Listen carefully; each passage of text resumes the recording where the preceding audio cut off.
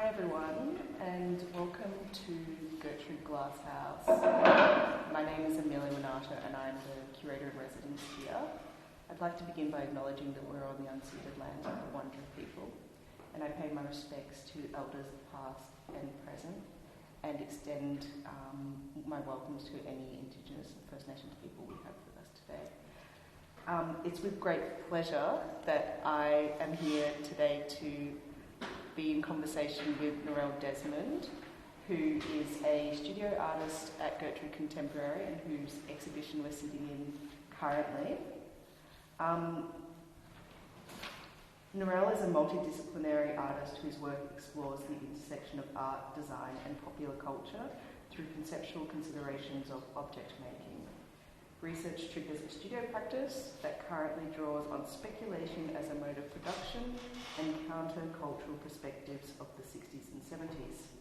Recent solo and group exhibitions include E Verde at Station Gallery, Smart Objects, Awkward Relations at Caves Gallery, and Unfinished Business, Perspectives on Art and Feminism at the Australian Centre for Contemporary Art, ACCA.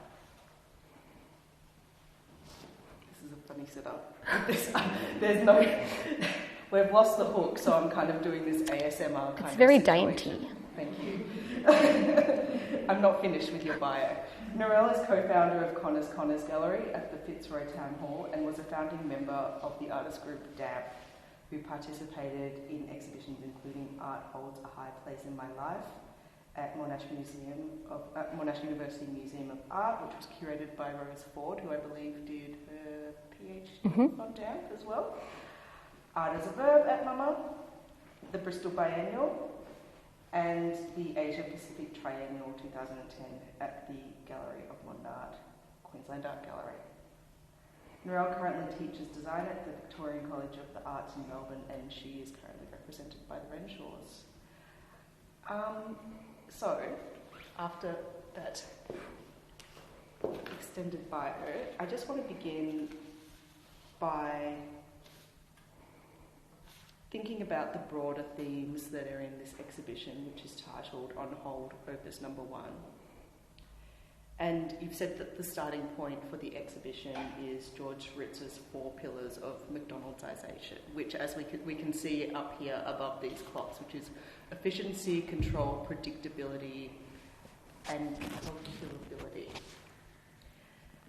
Can you expand on that theme and how you have sought to kind of express those elements in the exhibition? Yeah. Okay, so hi everyone. Firstly, I think maybe I might just explain that there's this show on hold that's happening here, there's also another show that's happening at Futures at the same time. So the show that's on at Futures is called Autotimer, and both shows relate to one another, but that which I'll talk about, but they also have some different sort of pillars that I guess that they're working on, even though they quite closely relate. So this one, it does refer to this this observation by Ritzler that the same qualities that were at work in the sort of fast food industry were permeating into other areas of society. So I'll just read them. I think it's good to get this right, so I'll read them out. So efficiency, every aspect of the organisation is geared towards minimisation of time. Control, standardised and uniform employees replaced by humans by non-human technologies. Predictability, no matter where a person goes, they will receive the same service and receive the same product every time. Calculability, the notion that quantity equals quality, and that the large amount of product delivered to the customer in the shortest amount of time is the same as a high quality product. So they're the pillars. And here the clocks no longer represent places. They represent these kind of, homogenised qualities of globalism. So we've got the clocks in this case doing the work of the pillars, but then we've got the seat in front, which is an ex-McDonald's bench seat, which kind of ties together these ideas.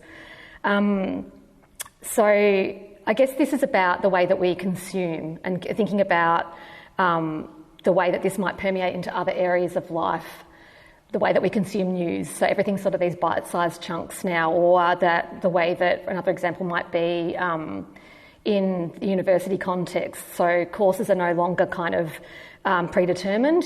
Students can sort of do micro-credentials and to kind of like plan their own kind of way through the world. So I guess it's thinking about these qualities, but in terms of like a broader societal question. It just strikes me also that thinking about these 4 pillars and this logic of McDonaldization, it's very much so like Taylorism, but transformed to the idea of service, like giving services as well. So it's like Taylorism was very much so based on efficiency and repetition in production, and this is like production plus services, and it's kind of like the encapsulation of what, you know, late capitalism is in many respects. So a lot of the work that I've made maybe over the last 5 years, or the inquiry that I've sort of had over the last 5 years or so has been about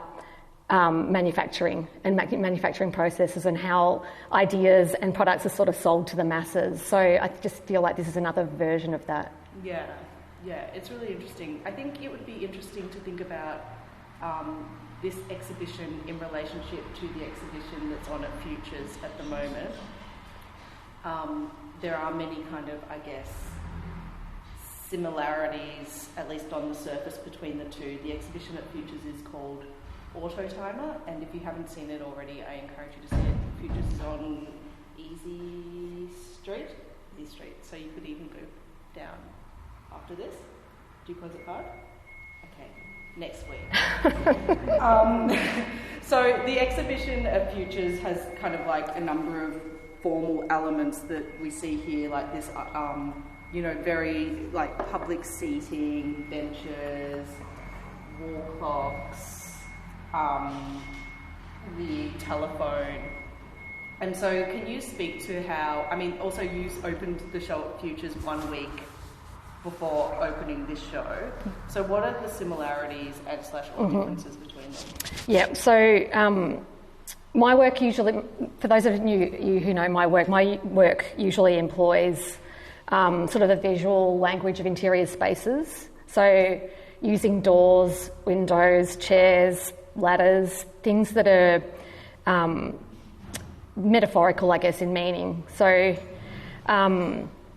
in both Autotimer at Futures and here, I'm sort of using these familiar tropes that are creating a space of waiting. So I'm using kind of the notion of waiting or the waiting room because it sort of it feels like this passage of time or the way that we kind of think about waiting and this notion of like what are we waiting for, or particularly in Futures I think it's really about what we're waiting for. So that Futures really lends itself to, like the interior of Futures really lends itself to a waiting room because it has a lot of things in it already that kind of look like a waiting room. It has, a passage through to an exit sign, and then it has some other things in it like a fire extinguisher and things. It actually sort of looks like a soap dispenser, like a... Well, I've made that, but it already had all of these other things in it. Right, so before it even put anything in it, it kind of like just transformed itself really easily into this idea of a waiting room.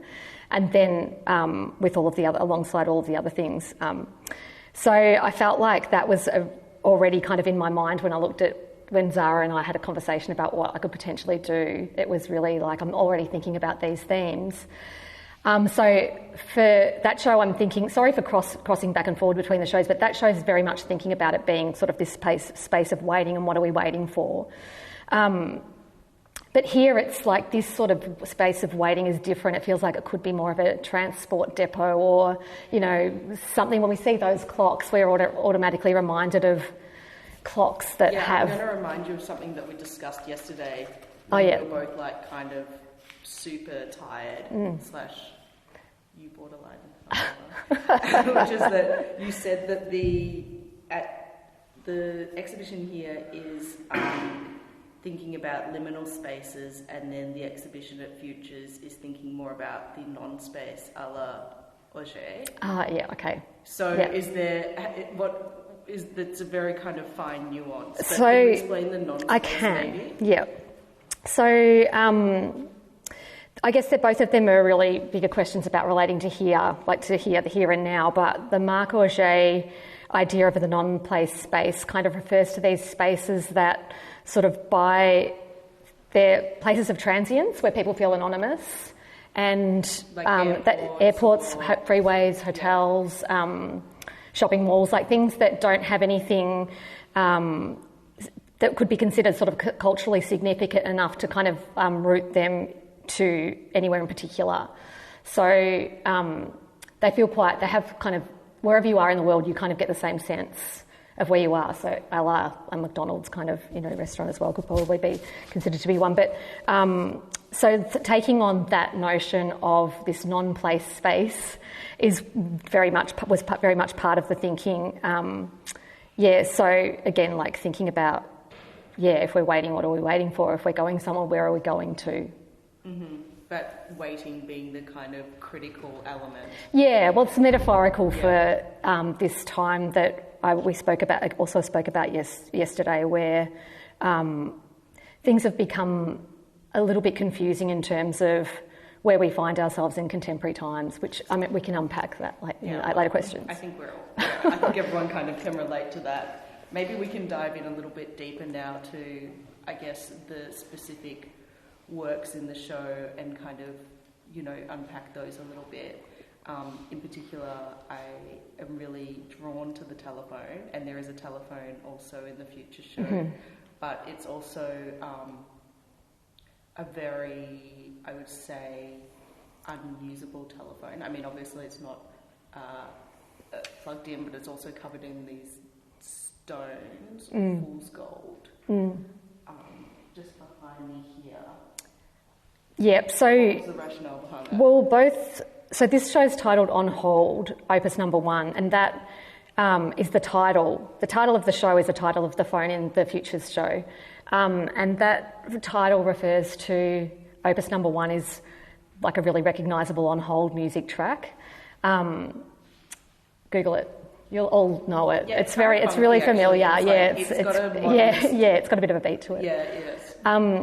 But it's sort like the idea of using this phone is sort of speaking to this comfort tone of the 21st century, or, something that kind of dulls us into this new sense of being, I guess, is kind of the way that I'm thinking about it. So a place that's kind of potentially, you're on hold, so it's, generic and bland and perhaps a bit uniform. So the pyrite is the stone, which is fool's gold, and the pyrite is in this case, it's kind of like this this idea that you've been on hold for so long that perhaps like this is barnacle-like thing has kind of grown out of it. That's fool's gold. So for all intents and purposes, it's like looking like something that it's not. So it's kind of thinking about this idea of like being lulled into this new sense of being, but it's also, it kind of gets a bit spiritual too, because then there's like this spiritual kind of like beliefs that are attached to crystals and gems, and then if you read kind of like what the properties of the crystals, it's things like these, particularly with pyrite, it's like it protects the wearer from negativity or gossip and chemical pollutants. So I kind of used it because I feel like it's kind of like having I guess it could be seen as being a bit of a gag, but it's sort of like about what we believe in, or as well as being sort of lulled into this sort of state of perpetually being hearing this dull kind of like tone, dulcet tone. Logic to the phone and to these kind of like, this kind of logic of this hippie-ish purity combined with technology. We were also talking about the fact that a lot of your works, including this one, really kind of repudiate the body. And I think we didn't quite agree on, or I had ideas about why your work does that, but you we're talking about how it's not necessarily like a kind of a violence on the body or anything like that. No. If it's a really good question, because we talked about some things that I hadn't thought that were, maybe it made me really think about the reasons why I use these things that are very much about human scale. So I'm using all of these domestic scaled objects, which are human size. Because the phone is also installed at the height of, human so it's considering the human. And even though I play with scale, so some things are sometimes oversized, like in the Future show, the ticket dispensing machines are bigger than what they would normally appear. Sometimes you'll see in my work there might be, a chair that's slightly too long, or slightly awkward, or a doorknob that's so small that it would be uncomfortable kind of open. So it's actually definitely thinking about the human, but it's actually about the absence of the human.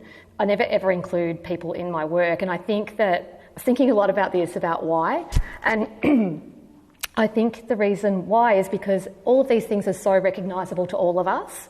We instantly know when we look at them, we can relate to them because they're domestic in scale and they're found in our everyday lives. So there's no need to kind of put any body in there, and it's not about any violence towards a non-body being, it's about absence. No, maybe violence is a bit strong. I was just thinking specifically about the phone, if you were to kind of... Like you'd hurt yourself, you would hurt yourself. Yeah. And there's another kind of iconic work of yours, which you showed at Station a few years ago, and it's in your studio at Gertrude, which is kind of like a cantilever chair frame that has been abstracted, and it has no support, so there's no way that you could actually sit in it, and it's also kind of not a chair, it just suggests it.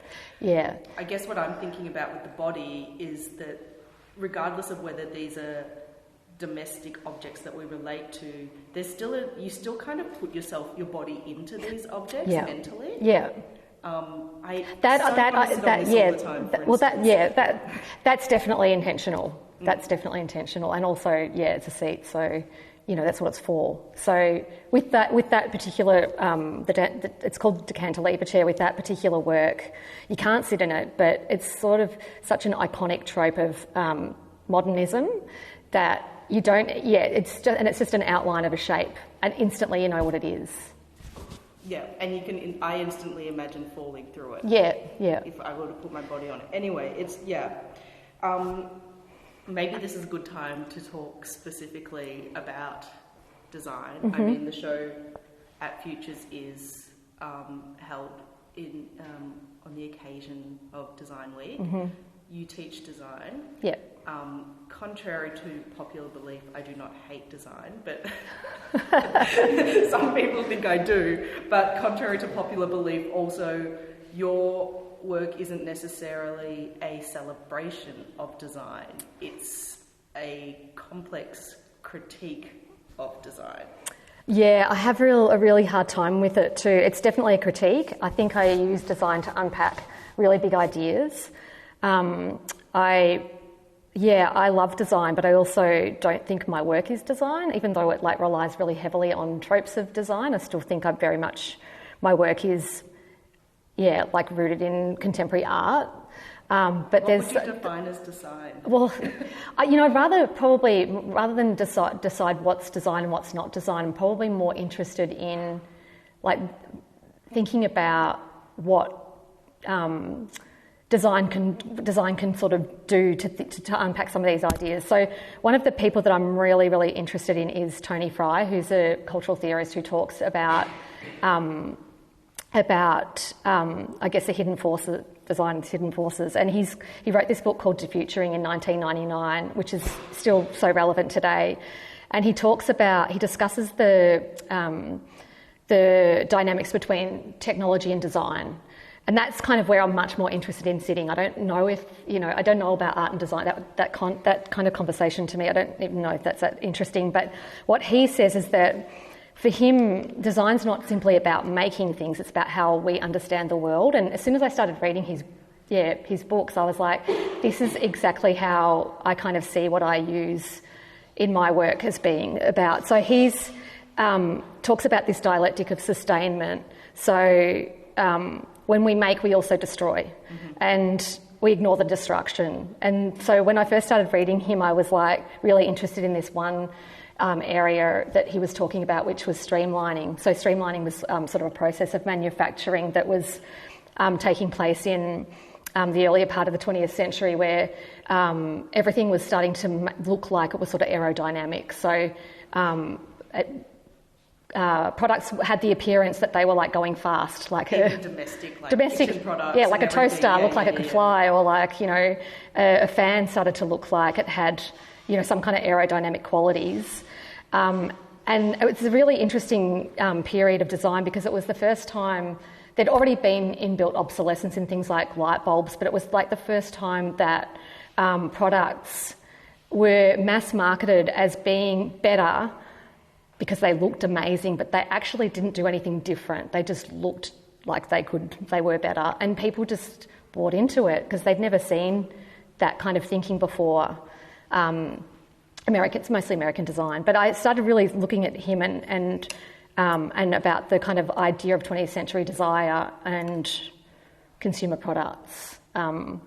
So, you know, design is definitely a significant factor in this and in the future show, no doubt, but his work's about how we can change our relationship with technology, and so that's the conversation I'm more interested in rather than the art and design one, if that makes sense. Because I think we were talking about how there's this like constant, like, I guess, tension in Melbourne at the moment, or maybe all over the world, but it expresses itself in Melbourne between like what's art, what design thinks it's art thinks it's design. You were saying, no, that's really boring. It's like, how does design and technology work to, like, how is it working to kind of like create the lives that we're living now?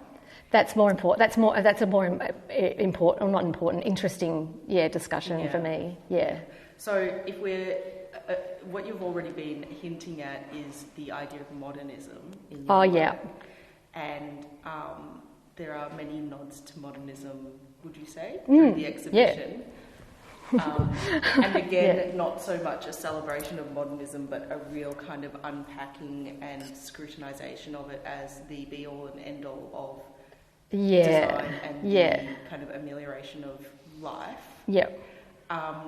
Did you want to talk a little bit about that? Maybe we can talk about the calendar. Yeah, so the calendar is designed by a sort of superstar modernist designer called Massimo Vignelli, and it was designed in the 60s. Well, it was designed in 1966, and when we look at it, and it sells out every year. It's like, you know, hard to get. It's like an iconic design. It's hard to get, it's and so it's recognisable. A calendar, but it's like, for me, it's sort of a really a good way to kind of discuss unpack some of these ideas, which is that stronghold that modernism still has on kind of, a lot of the things that we have around us. And I ended up buying that on Facebook Marketplace, like the chairs, because I couldn't get it anywhere else because it had sold out. You got the chairs from Marketplace? Yeah, and the calendar. Oh, wow. So, this is sort of screaming out modernism, isn't it? It's like Helvetica, it's like the most used typeface globally still, but it's, a modernist creation. And we're not in 1966, we're in 2023, which it says there, but it's a completely impractical calendar. Like, what is it? You can't even write on it. You can't, And it's massive. If my students, Ella can probably attest to this, if our students came up with because I teach graphic design, if they designed a calendar, we'd be like, fail. It's just not. But it's again one of those things that, modernism holds up kind of these. There's just there's a hangover of modernism that's definitely here. And so the bigger question is, the question that's, I guess, being asked in the show without screaming it out is a phrase that was coined by an Italian theorist, Franco Bernardi, which is the slow cancellation of the future. And so this is an idea that we're trapped in this kind of condition where we there's no longer any development or movement. It's just time folding back in on itself. Mm-hmm. And so that's why the calendar kind of does that, because it's it's 2023 and we still have these things. So I guess it's like thinking about everything's from this past era, but no one's even really noticing it. Yeah, and it's also like a kind of strange nostalgia for something that, for the most part, most of us never actually lived through. There's a fetishization of modernism, and to kind of just give some kind of clarity, or for those who aren't like as well versed in modernism as like Narelle, it's this whole thing of like modernism is so functional because it's so modular and it's a one size fits all model, and you know there's that like Le Corbusier idea of architecture as kind of like architecture for everyone, but it served nobody because it was so uncomfortable to inhabit, and kind of like it didn't offer it didn't improve life at all. And this is kind of like this main critique of modernism that I guess you're talking about with this calendar. Yeah, and the Italian radical designers as well. Yeah. So maybe with the Italian radical designers, did you... Wait, no, actually no. Yeah, I've had to just skip down. No, I want to talk a bit more about the calendar, because to bring that through to 2023 now. Yeah. Maybe we can talk about the backdrop. Oh, okay. So the backdrop to that is, I guess, linking back to the Futures show. So instead of using this idea of like the 4 pillars, McDonald'sization, as the backdrop for that show, I've kind of used this idea of bureaucracy to kind of do a similar sort of thing. So in the Futures show, we have a waiting room, we have like a ticket dispenser, and I'm thinking about, I guess, these sort of bureaucratic kind of bureaucratic way of controlling us. Take a ticket and wait. And the wallpaper behind the calendar is the Excel spreadsheet logo. If anyone knows Excel, but it's had the X taken off it, and then it's just a pattern repeat. So it's kind of, I guess, talking about this homogenisation as well, but through bureaucracy, which is kind of what was happening at Futures. So what I'm hearing is modernism isn't the answer, but neither is technology. I like it, but you know, it's like, I'm not here to say it's good or bad. Oh, I guess I am saying it's bad, but you know, I'm not. You don't look at it and go, that's bad. But it's just, There's an unpacking going on. It's an unpacking, and it's more about like this idea of time folding in. That's kind of what where I see my interest stems from. A period in countercultural 60s, you know, but it kind of ends up here. So, yeah. Yeah, because what your interest in Italian radical design is like, it stems from Italian radical design essentially is kind of in sync with this McDonald'sization logic in many ways, except it was done in the 1960s. Yeah. Would you say? Yeah. So can you maybe speak to that a little bit? Yeah. So I guess where this is where this all started. I mean, there's a lot of complex thinking that's gone into this, but where this all starts is from some research that I was doing around the Italian radical designers, and my research. I'm doing a PhD. My research question when I first started was about the speculative designs that the radical Italians made, which I probably should talk about first, and then I'll get into what I proposed. That's actually not one of them, right. But yeah, it's in there. Anyway, so the Italian radical designers that I'm interested in and the works that I'm interested in were all speculative. So they had all studied in Florence in the mid to late 60s at a time that. Studying architecture at a time where architecture was quite untenable. So socially and economically for them, like living and working in Italy was very difficult to kind of, you know, see to enter that profession. So what they ended up doing was they used speculation as a way of like critiquing what was happening. That was like, you know, modernism was the prevailing kind of style. And they could see that what was happening was this homogenising effect that was just permeating everything. So these groups, and I'm also interested in groups because I was in DAMP for many years, and I like this idea of working collectively. But they were kind of really critiquing modernism in a way that was sort of more anti-design or anti-utopian, and they were making these like crazy designs, and many of you might know Super Studio's more famous work where they've made a structure that envelops the whole globe, and it's all kind of the same. It's a grid. So they're thinking about unpacking these ideas like globally, and I guess it was apparent to them and it was important to them, but it's like we've kind of fallen asleep and kind of forgotten about it. Yeah, so there's the critique continues, but the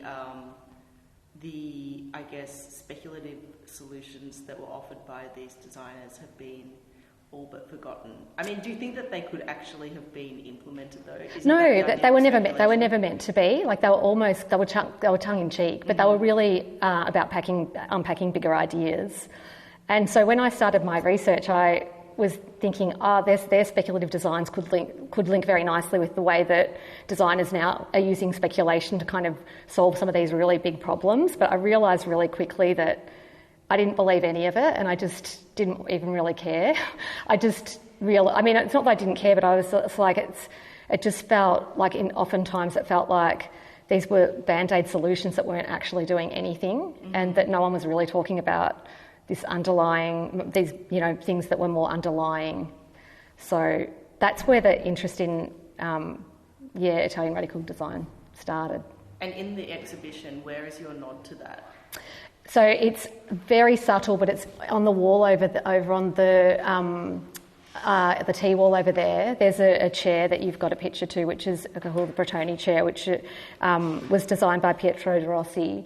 And it's not necessarily about speculation in this sense. It's actually more about how it's displayed. So the display device, and also there's two works in the Futures show that use images that are, for all intents and purposes, real images, and put them into a fabricated setting. So these ways of displaying images are mock-ups that you can readily find on the internet and just download them, and they're kind of like templates to make things look better. So designers and people in marketing use them to kind of sell things.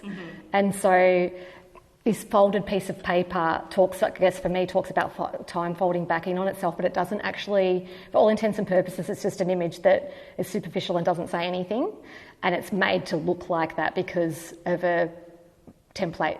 And so there's also two at Futures. One's a trifold document and the other one's like a poster. But what you find with these documents is there's usually a pair of hands holding them. So I've put like mock-ups in mock-ups, but you can only get like white hands. It's like it's all very homogenised, this way of kind of like making your work look amazing. So again, it's like the superficial kind of nature of a lot of what's going on. Yeah, and it feels like, this chair was already kind of totally impractical, but at least you could use it, but then you take the image and it's stripped of practicality and then it's folded in, and that is even more, then it becomes essentially unrecognisable and part of that system of packaging images and selling them on.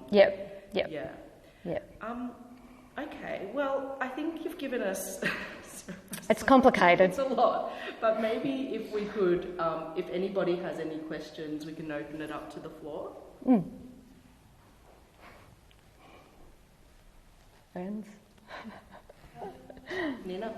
I'm interested in what does this sort of display sculptural kind of composition is at the back?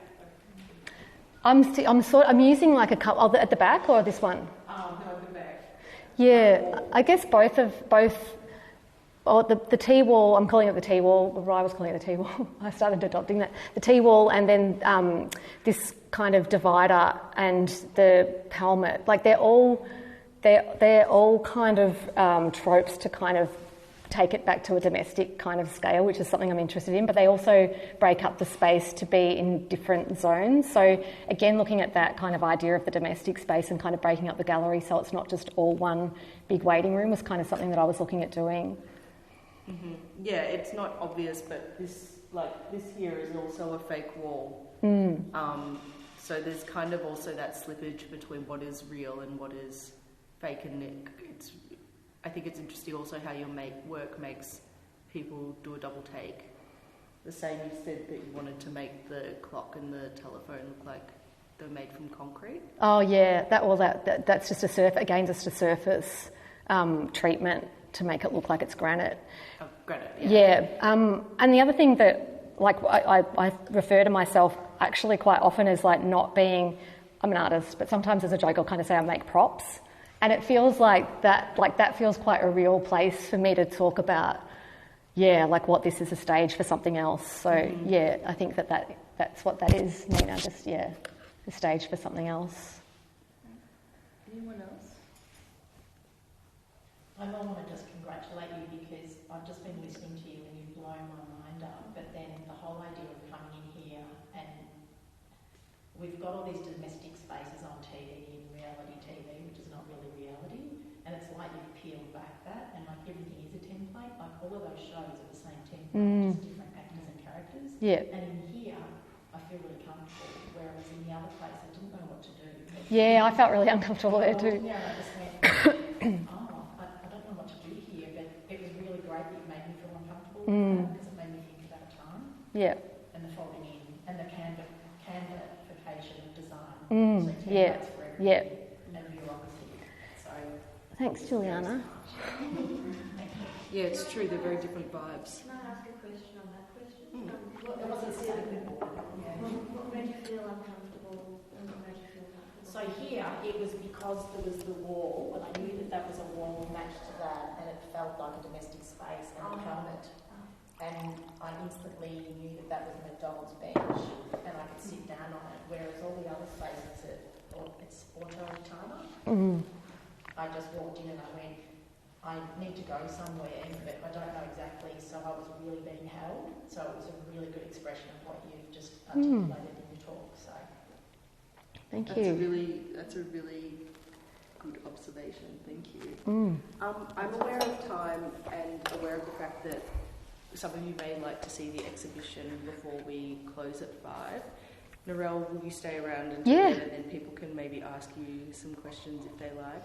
But otherwise, thank you so much for today. It was fantastic. Thank you. I also thank you, and I also want to say a very big thank you to Zara from Futures too. Thank you. Thank you both.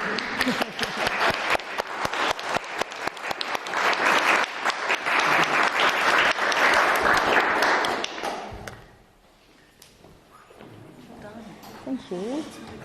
Oh, thanks, Amelia. Wait, I don't think this was on. Oh.